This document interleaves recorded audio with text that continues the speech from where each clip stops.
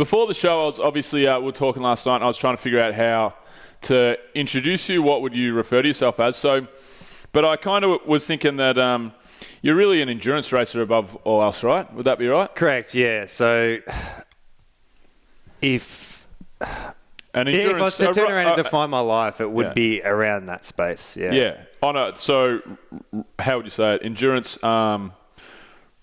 Endurance bike rider. Yeah, ultra-distance athlete, yeah. Ultra-distance athlete. Is that how you would say it?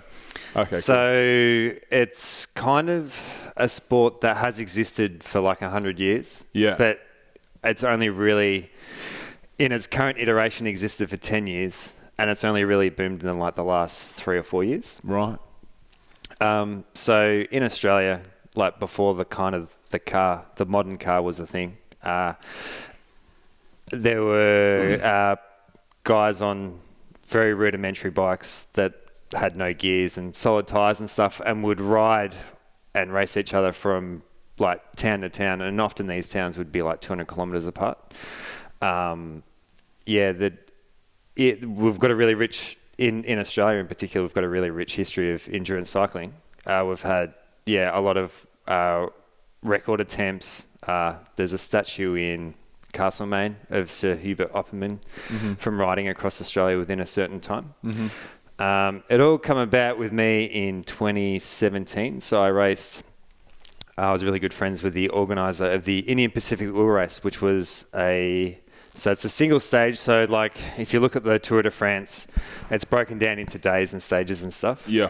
The Indian Pacific Wheel Race is one stage. Indian Pacific what? Oh, the Indian Pacific Wheel Race. So it starts at Pacific. I can't. Oh, sorry. Wheel race. Wheel race. Yeah. Oh, yeah. Sorry. The way you pronounced it, it sounded like you were saying wool race or wool race, and I was like, oh yeah. It's so it starts at the Indian Ocean on Western Australia and finishes at the Pacific Ocean, and it goes so it's Perth across the Nullarbor Plain to Adelaide, the Great Ocean Road to Victoria, through the mountains to Canberra, and then to Sydney.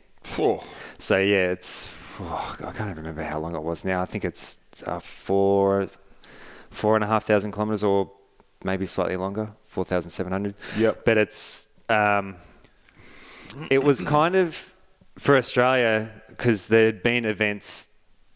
Well, there's been events going on in Australia for in the world for the past 10 years. It was kind of like a really new thing to bring over, and it was like something that Australia had never really seen before. And I was really, really fortunate to be part of that, and it was gaining this crazy momentum. So this is how you started, you said, though, right? It's all started for me. So it started for you with this race? I was mates with the guy that organised it. Right. So he had this... mate, we need to fill a few spots. What are you doing Saturday, Sunday, Monday, Tuesday, Wednesday and Thursday? Yeah. Well, we had... So Jesse Carlson, who is currently in Uluru. So he just rode from Townsville to Uluru. Yep.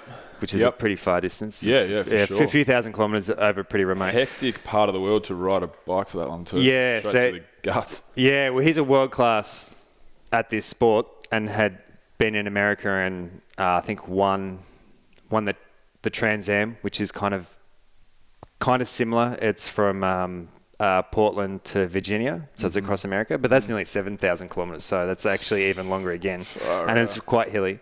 And which I've just come back from, he came second in the Tour Divide, which is from Banff in Canada to Antelope Wells, the Mexican border, which is a mountain bike race, not on-road.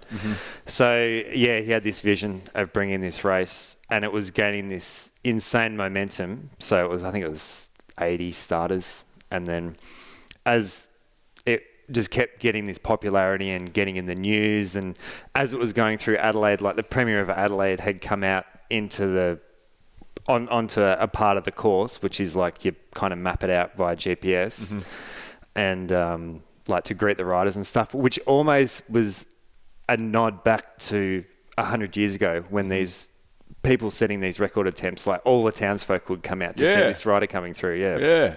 So unfortunately, a guy that was also one of the best in the world, Mike Hall, lost his life in Canberra. So he was hit by a car at 6 o'clock in the morning in on a stretch called the Monaro Highway. So it was an amazing race that was gaining this like crescendo, and it was the Christophe Allegaert, who's Belgian, and Michael, who's British, were like pretty much neck and neck the whole way, and it was ending. Yeah, it was getting an insane amount of coverage and eyes on it. So yeah, it was really sad. Oh man! And it kind of That killed the race off officially in that accident, and then it's kind of had this half-life of this unofficial race. So every year, people will still race it, but it just doesn't have the high profile that it did the first time. It's not an official race anymore. No, it's not an official event. Yeah, but that's kind of the thing with this type of racing is it's kind of community based. Yeah. So it's like, yep, we're going to meet here at this time. You know, once 7 o'clock hits in the morning, then that's it, and we'll see you at the other end, kind of thing. Yeah, right. Man, that's so sad, isn't it? Fuck. It is. And it kind is there much of that in the sport? Because road they racing just had a guy. Dangerous. Yeah, they just had a guy lose his life on the course that I had just completed a couple of months ago. A 67-year-old guy was like 100 miles from the finish. Oh, like just touring the route, like wasn't racing and was collected by a car on like a dead straight road. One of my good buddies' grandpa was hit in his morning ride down in Mount Eliza and died. He was only like he was his grandfather at the time, so he was an older boy, but he was only like 61 or something. You know, had plenty of years left. Yeah, that's such a bummer. But I mean, I guess everything has its risks, doesn't it? Everything we do. It does. It's like a mitigated risk. So it's kind of at work and like working on construction sites and stuff. You can say so. You have like a consequence and a like it's not coincidence, like a likelihood. So it's kind of you really got to. You go, how can I lower the likelihood and how can I lower the consequence and how can I, kind of like work out on this mathematical equation the least likely consequence and risk. Yeah. You have to be really smart about it. Yeah. I have a buddy who's a professional skydiver, and he's talked to me about similar things, and it's actually so sad in their sport, man.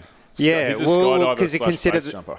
Yeah, you know? And you consider that the consequence, there would never be a consequence that would be lower than really serious injuries and stuff. That's right. And because he doesn't go on social media too much. Tommy Sirra, he's been on the show a bunch of times, so listeners would know when I say Tommy Sirra, people that have listened all the way back.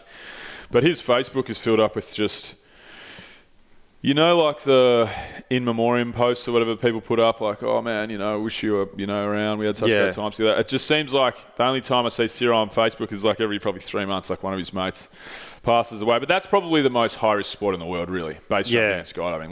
Let's be real about it.